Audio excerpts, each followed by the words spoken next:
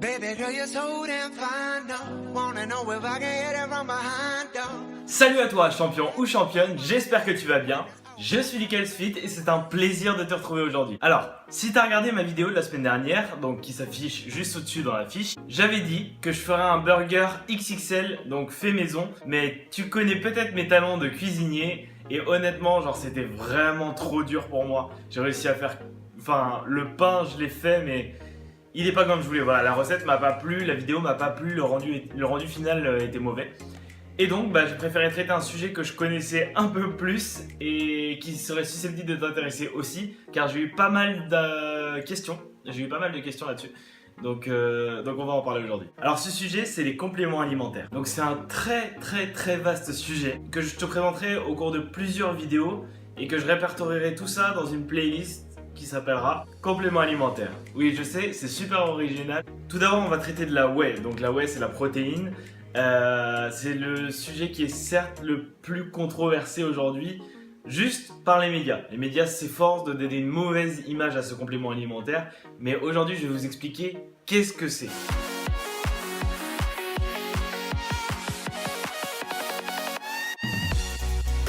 La whey, autrement dit petit lait ou lactosérum en langue de Molière, c'est un dérivé de la production de fromage. Donc malgré le fait que l'image de la whey a souvent été dénigrée par tous les médias, aujourd'hui je vais vous expliquer qu'est-ce que c'est, d'où elle provient, donc son origine, quand la prendre, pourquoi la prendre et en quelle quantité.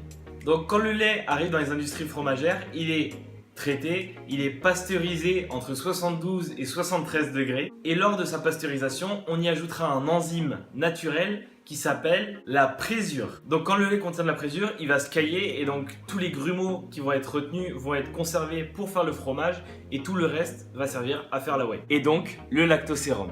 Alors le lactosérum, qu'est-ce que c'est? C'est un liquide qui est jaune verdâtre, composé d'environ 94% d'eau, de sucre, donc de lactose, de protéines, de minéraux et de très peu de matières grasses. Donc lorsque le lactosérum est séparé donc des grumeaux, il va être ensuite filtré pour être séparé des lipides, du lactose, donc c'est-à-dire des glucides du lait, des minéraux et de l'eau. Ensuite le lactosérum donc est séché, ce qui va donner cette fameuse whey que tout le monde connaît. Et c'est à ce moment-là qu'en fait on va vraiment séparer différentes catégories de whey, donc en fonction du taux de protéines à l'intérieur, des acides aminés, des vitamines, tout ça. Ça va être fait par chaque usine qui va produire sa whey. Et en fonction de tous les apports qui vont être contenus dedans, le prix va forcément, comme tu t'en doutes bien, varier. Donc pour résumer un petit peu ce que je viens de dire, la whey, quand elle est séparée donc des grumeaux, elle est pleine de protéines, de lactose, de minéraux, etc. Sauf que la plupart du temps, voire quasiment tout le temps, elle est vraiment séparée au maximum de tout le lactose pour garder vraiment un maximum de protéines à l'intérieur. Ça a l'air immonde dit comme ça, mais c'est le processus de fabrication qui est commun à 99, si j'ose dire, parce que je connais pas tout, mais c'est le processus de fabrication qui est commun à toutes les usines de protéines.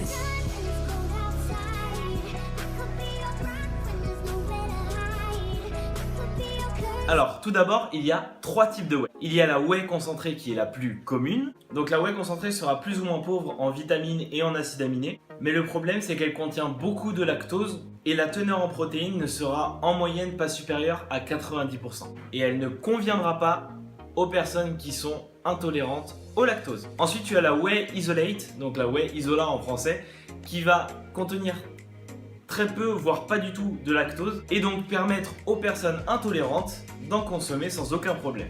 De plus, la whey isola contient moins de lipides et, comme je le disais précédemment, moins de lactose, donc sera plus pauvre en calories. En plus de ça, le taux de protéines est souvent un peu plus supérieur et l'assimilation va être également supérieure à celle de la whey concentrée. Ensuite, tu as l'hydrolysa de whey. Alors l'hydrolysa de whey, c'est la forme la plus pure, la plus qualitative, mais aussi la plus chère, tu t'en doutes bien, de toutes les protéines en poudre qui peut exister sur le marché. C'est la plus chère, certes, mais qu'est-ce qui diffère des deux autres? En fait, les molécules de protéines sont séparées, sont cassées pour qu'elles soient encore plus fines, pour que l'assimilation soit plus rapide,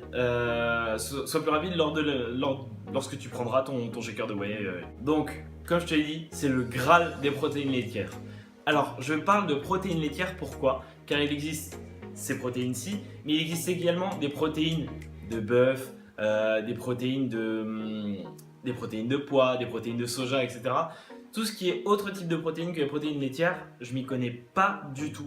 Et donc, enfin pas pour l'instant. Et si ça t'intéresse, dis-le moi dans les commentaires. J'essaierai de me renseigner sur le sujet et puis je ferai peut-être une vidéo là-dessus.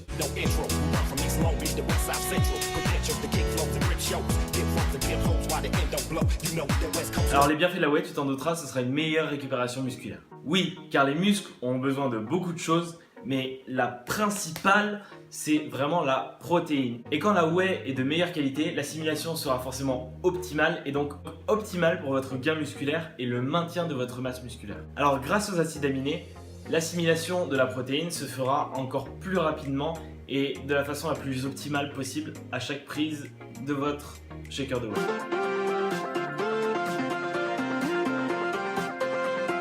En collation. En effet, la whey va ralentir l'absorption des glucides tout au long de la journée et va permettre une libération d'énergie constante et durable tout au long de la journée.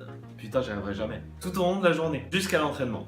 Donc, je parle bien de la collation du matin, c'est-à-dire aux alentours de 10h, et de l'après-midi, aux alentours de 18h si vous vous entraînez une demi-heure plus tard, ou de 15h si vous entraînez après, enfin voilà. Après, vous gérez ça comme vous voulez. Le but, c'est d'en avoir quand même avant l'entraînement pour avoir cet apport. Mais voilà, pas juste avant l'entraînement, sinon vous allez dégobiller tout votre shaker au bout de 30 minutes à la salle. En post-entraînement également. Même si la fenêtre anabolique est souvent exagérée, tu pourras consommer tes protéines dans les 30 minutes en gros qui suivront ta séance, donc en post-entraînement. Et tu pourras également combiner cette prise de whey avec des glucides, par exemple du Vitargo ou de la glutamine, pardon, pour augmenter les effets bénéfiques de cette protéine. Tu pourrais également prendre des BCAA en post-entraînement, mais il faut bien les choisir car il y en a qui sont faits pour être pris intra-training et post-training. Nobody's perfect, I'll never try. No, but beaucoup d'avis divergent concernant la quantité de protéines à prendre par shaker. Donc souvent on est vachement perdu sur ce qu'il y a écrit sur les étiquettes, où parfois il y a marqué qu'il faut prendre 2 dosettes.